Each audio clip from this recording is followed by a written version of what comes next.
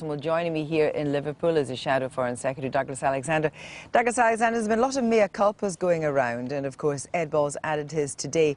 Was there a definitive list of mistakes decided at the Shadow Cabinet?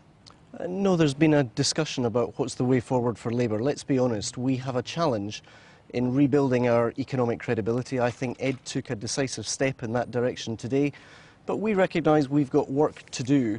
Let's be honest, after we lost the election, people wanted a period of silence and humility from Labour. But now, given the fragility of the economy, there's a fluidity in politics, which means even if people don't want yet to give us their support, they're willing to give us a hearing. Well, they might give you a hearing, but let's just look at a few of them. The 10p tax fiasco, 75p pension increase, insufficient housing built, not controlling immigration, not regulating the banks. Is that it, or is there more to come? Well, Ed Miliband's already said, he said some time ago that he felt we were wrong to claim to have abolished the business cycle.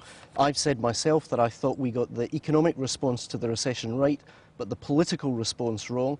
But listen, I think most people now accept that the reason that Lehman Brothers collapsed was not because Gordon Brown built too many schools and hospitals. No, but we'll go on to just talk about spending and the deficit in a moment. But John Prescott said today, I say stop apologising, stop complaining, get out campaigning. And he's also quite critical of the Shadow Cabinet. Is he right? Well, I think, of course, we need to be out there campaigning, but we need to accept that people have questions about Labour.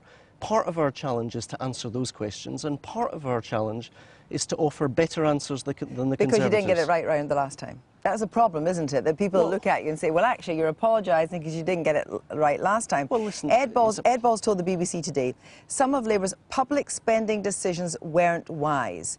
He didn't name them. Which ones were they? Well, listen, I think he doesn't think it's wise, and nor do I, for George Osborne to have choked off the recovery. He said public spending decisions, some of Labour's public spending decisions weren't wise. Which ones were they? Well, he said today he doesn't claim that every pound of public expenditure during Labour's time in office was well spent. Which ones? Well, let me give you an example, Yes. a personal example. If you look at the level of pay of chief executives in local authorities, I personally think that we should have been far tighter at a far earlier stage in dealing with that. There are questions around some of the productivity of the expenditure, which means we have to convince people that we will spend their money wisely in the years ahead. But that's exactly what Ed Balls said today, Kirsty. Yeah, those are I've given you a very specific example. That is one mistake, but the main problem is that you haven't actually apologised for the state of the economy when you left office, have you? Well, listen, we've said the terrible state of the public finances when you left office. Well, the reason that there was an economic crisis was because of the banks. That's becoming increasingly obvious. I don't think even our harshest critics would say Gordon Brown was somehow responsible for mis-selling in the Mississippi mortgage market. I think most people now, when they see Greece on the television, don't think that was Gordon Brown's fault. He hired too many doctors and too many nurses. The truth is, the reason the deficit rose was because we had a global financial crisis. The real issue that I think your viewers are concerned about is this.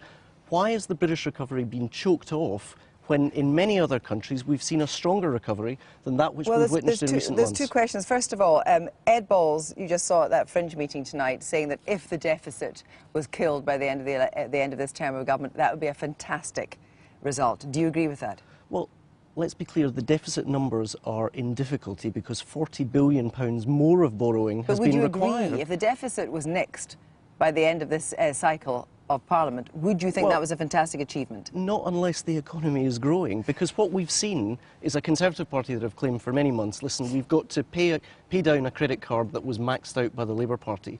The truth is, we all know you can't pay off a credit card if you're unemployed and you've got no income coming into the house. The real problem for the Conservatives at the moment is there was a political judgment that they wanted to end the deficit by the end of this Parliament, but that was contingent on the economy growing. And the problem is, for the Conservatives, and it's a genuine problem for people in Britain, we've now had 3 quarters where George Osborne has choked off that recovery. Let's stick with George Osborne. And if you choke off that recovery, it's not more straightforward to deal with the deficit. Let's stick with George Osborne. It's actually a lot more difficult. Ed Balls said today, there is nothing George Osborne would like better than a strike this autumn to divert attention from his failing economic plans.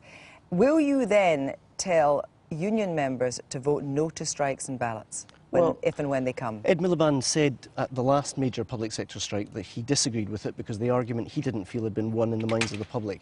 Ed has said already this week that he wants to see whether there is going to be industrial action, is not going to prejudge a hypothetical situation. Dave Prentice from Unison says that he expects your support. Will he get shadow cabinet support for public sector strikes this No, autumn? Ed Miliband has said we would make any decision as to whether it is appropriate for a Because public he's sector between the union rock to and a strike hard or place, not. isn't he, on this? He Well, can't, listen, he can't make a decision, can Are he? we talking about the same Labour leaders? This Ed Miliband, who at the TUC just 10 days ago was heckled because he said he thought they were wrong on public sector pensions.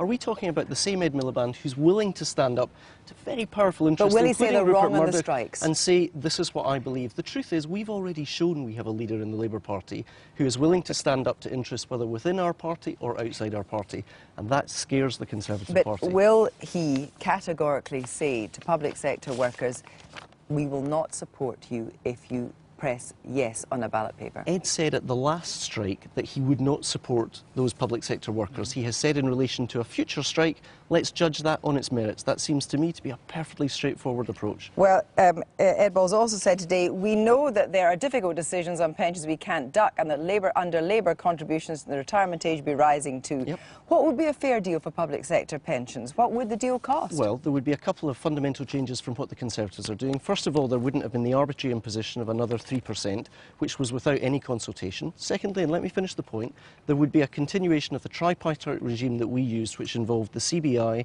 the trade unions and the government. And thirdly, we would use the Hutton report as the basis for those negotiations.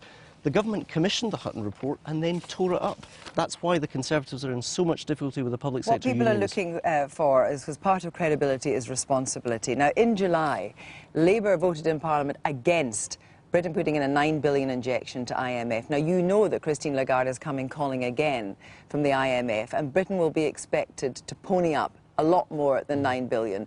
Will Labour walk through the no lobby on that? Is this not part of your responsibility? The basis on which we walked through the no lobby was because we were unsatisfied by the answers that had been given by George Osborne and the Treasury team to the closure of the deal in relation to European support. Now, if we get the assurances that we need in terms of any potential further call on British resources for a European Stability Fund, then of course we'll consider on its merits the case for the IMF. So, very briefly, Maurice Glassman said that Ed Miliband has an angry insurgent side. Is the British public ready for a Prime Minister that's got an angry insurgent side? Listen, I think Ed Miliband's his own man. I think a lot of people have learned that in the last year, and that's why we're looking forward to his speech tomorrow. Douglas Alexander, thank you. Thank you.